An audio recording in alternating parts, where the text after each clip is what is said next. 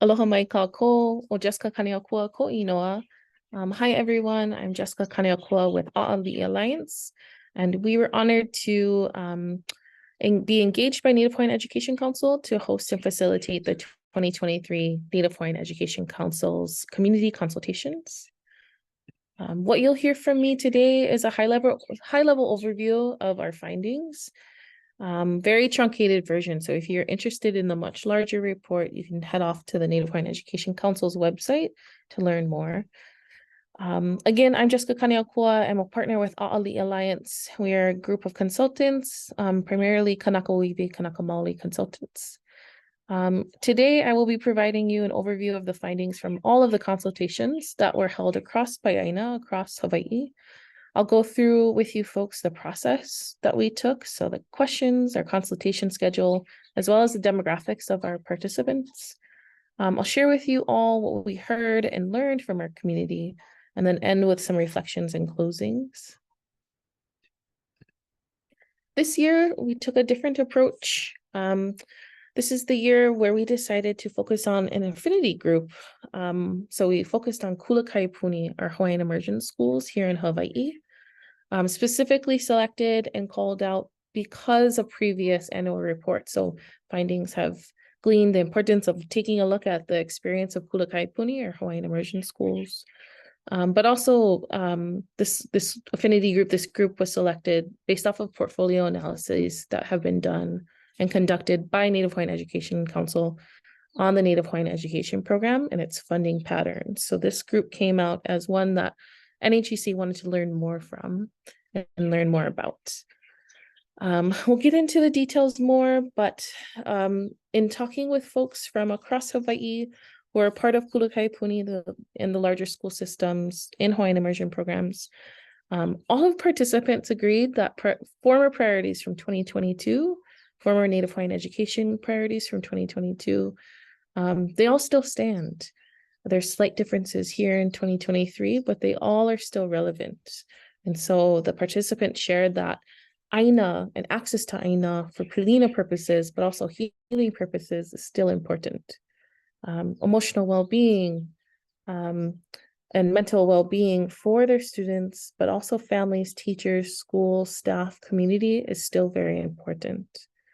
Having access to language mediums to allow for students, families, communities to learn and be a part of and be immersed in Hawaiian language is still really important. So all of that still stands in 2023. Some of our folks shared, though, that while this is all really important, they cannot continue to do work without having viable financial resources and support resourcing that work. So all participants, actually not some, but all participants shared about the importance of funding Hawaiian immersion schools specifically, funding Kula Kaipuni specifically, so that they may integrate aina, culture, language for the sake of learning, but also and to ensure a thriving lahui. So we'll talk more about that in the next few slides.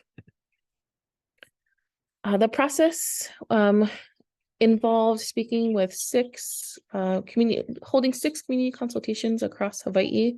These were held with either the kula themselves, so the schools themselves, parents, makua of students who are at the kula, or school community-based programs. So folks who are within the school community who engage with the Kula Kaipuni or the Hawaiian immersion program, but might not necessarily be the program or school itself. So this occurred from April 12th to May 31st, and was held across pae'aina. So one held on Hawaii Island, one with Pu'ohala Schools Family Hui on Oahu, Kuala Pu'u Charter School in Molokai, Kawaikini Public Charter School in Kauai, Samuel E. Kalama Intermediate in Maui, and then Pulama Lanai on Lanai. This was held virtually. On Hawaii Island, it was slightly different. It was held at Ka'umeke Ka'el, but at their Mele Manaka Makeke. Guiding questions for these consultations were all the same with a slight change for Hawaii Island. Guiding questions were based on 2022 priorities, what still resonates, what should be better represented from 2022 to 2023, what's no longer a priority from 2022, and what's a priority that isn't represented yet. From these consultations, we were able to work with 144 participants, 23% of which were student age from 5 to 18 years old. Approximately 84% were female participants, as well as 71%, or an estimated 102 participants, were either current or former parents of a student in Kula Kaipuni. What we heard. So based on the 2022 priorities, what still resonates for folks that aren't familiar with the priority recommendations from 2022, they are three things. So asserting Hawaiian language medium instruction and culture-based education programs, frameworks, and values as principal in addressing equity, resiliency, and social emotional well-being for increased Native Hawaiian learner outcomes and closing achievement gaps. The second is expanding aina-based or land-based programs and initiatives to address place-based inequities and increase educational opportunities, as well as addressing mental health and social emotional well-being as essential for Native Hawaiian learner outcomes, increased academic performance, behavior, social integration, resiliency, identity, and self-efficacy. So those are the three priorities from 2022. Here's what we heard from participants here in 2023. All participants, as shared earlier, all participants still feel that 2022 priorities are relevant, good, and valid. They still exist. They still make sense for our people. However, participants shared that while these are still relevant, they are not being met necessarily. And this was especially true after COVID-19. Many participants also saw those three priorities as non-exclusive and distinctly interconnected. So what's happening in one, or the effectiveness of one, will impact the other priorities. So one summary of this is a quote from our participant. "We cannot have culture without aina. Aina is an essential piece of our language and culture. These are our foundation to build our kahua. The language will help us to reach a place of wellness and resiliency. Aina and language are keys to this resilience. We have seen many youth who have considered taking their own lives, who are hopeless. This kind of ike can help to ground our youth as kanaka. This is essential for our young haumana." So this kind of encapsulates what we heard from participants, that all three priorities, while showing up distinct within the current priority list, they all are interconnected. They're non-exclusive.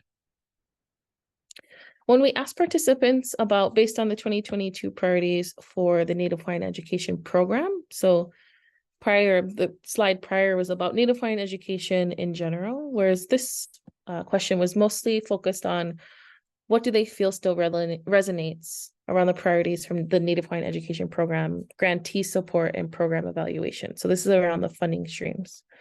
Those priorities are here from 2022. Support a culture of strategic investment and project evaluation, and increase technical assistance for evaluation plan development. Include a qualified program evaluator as a key team member for all NHEP grant projects and provide budgetary guidelines. Commit to enhance grantee evaluation work through use of culturally responsive approaches to program evaluation, and increase technical assistance and support to NHEP grantees. So when we pose this question to our participants across pae'aina, while most participants shared after seeing this list that it's important in terms of this Native Hawaiian education program, the funding stream side, few participants actually were familiar with NHEP. And so thus they were unfamiliar with grantee support and program evaluation mechanisms as they are. So they couldn't speak too much to what makes sense for them in 2023. And so that's one suggestion for NHEC in the future, is to provide technical assistance around NHEP and the function of NHEP for our participants, specifically those who are in Kula Kaipuni. When participants were posed with the questions, what should be better represented?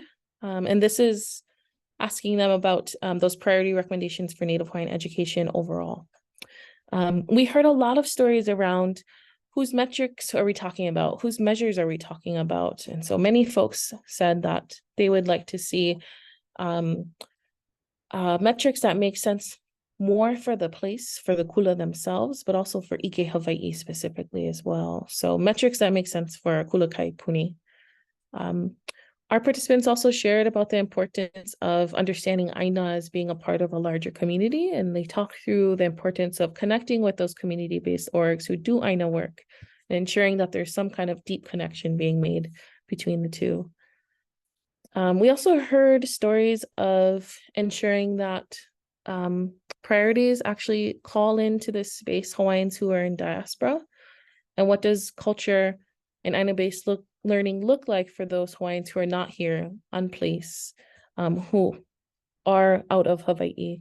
And what does, even further, what do pipelines into the workforce look like for this population? So participants shared that they'd like to see that be better represented in 2023.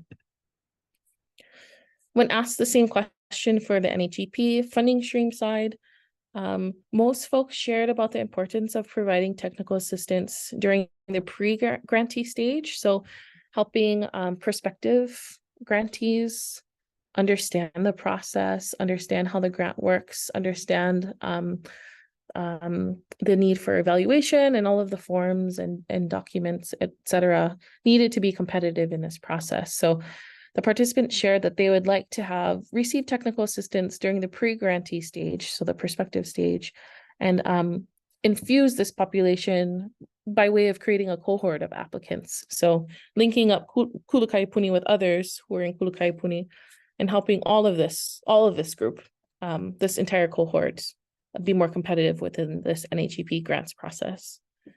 They also shared that they would like to see evaluators of those grants, so the Native Hawaiian Education Program reviewers, be ma'a to Olelo Hawaii, be ma'a to Ike Hawaii, and have a basic understanding of what that means. And they'd also like to understand, these participants shared, they'd also like to understand how to become a reviewer themselves. So what does it take to become a reviewer for the Native Hawaiian Education Program? When asked the question, what's no longer a priority, all participants across pae'aina discussed again, they shared that all of the 2022 priorities, they still stand, maybe not necessarily being met, but they still stand and are still relevant. When asked about whether the Native Hawaiian Education Program priorities still stand, because most participants were unfamiliar with that, with NHEP, they may not be possible. It may be possible they are unaware of what's irrelevant or relevant at this time. So it suggested that technical assistance be provided to this population in the future. And then lastly, when asked the question, what's a priority that isn't represented yet from 2022? What's missing and what should be included for 2023? All folks shared about needing to reflect that basic needs need to be met first and foremost. This includes housing, food, shelter, you name it. So meeting the basic needs of our Kulukaipuni students first. They also talked about the importance of supporting the whole ohana and school community. So not just ensuring the best outcomes for our students, but what does a web of support look like for the families themselves and the community? They talked about the need for infusing available funding and resources and ensuring that those funding sources match the growth of our Kulukaipuni. And lastly, similarly, Kulukaipuni are looking for viable workforce pipelines. So having qualified kumu, qualified staff within their school systems, and what does that look like as it relates to the funding that's needed to ensure that. So all of our participants shared the importance of creating viable workforce pipelines into Kulukaipuni. When asked the same question about the Native Hawaiian Education Program, the participants mostly wanted to learn more about the process. So they wanted to be more familiar with it, its function. How does one request funds through this process? What does that all mean? So there's a need for technical assistance for Kulukaipuni in the future. Lots of information, but some basic reflections of what we heard overall. And again, this is a truncated version, so I encourage you to go off to the Native Hawaiian Education Council website to learn more. But from our participants, we heard that all of the 2022 Native Hawaiian education priorities are relevant. They're not necessarily being met. They shared stories of extensive work being done internally to be successful. And there was a lot of reliance on self and community to ensure the success of their schools. They hope for expanded funding sources moving forward. They'd like to grow. They have dreams and visions of a larger, more expanded way of doing things within their schools, but they need to have resources to reflect that. There was a deep desire as well, as shared earlier, around exercising AL, or self-determination over metrics. So ensuring that valuation standards, measures, etc., match the school themselves, and frankly, match Ike Hawaii more closely. So there was a deep desire to have some control over what metrics and standards are being used to evaluate schools. And then lastly, our participants shared that they are deeply concerned not only of the student outcomes, but the student lives within family, lives within the staff, lives within the community. And so they're looking and lives within Lahui. So they're looking at not only the students' outcomes, but the larger, all of the systems that the students are part of. In closing, there is deep, extensive structural issues that are interrupting the growth and success of Kula Kaipuni. This is what we heard in the stories.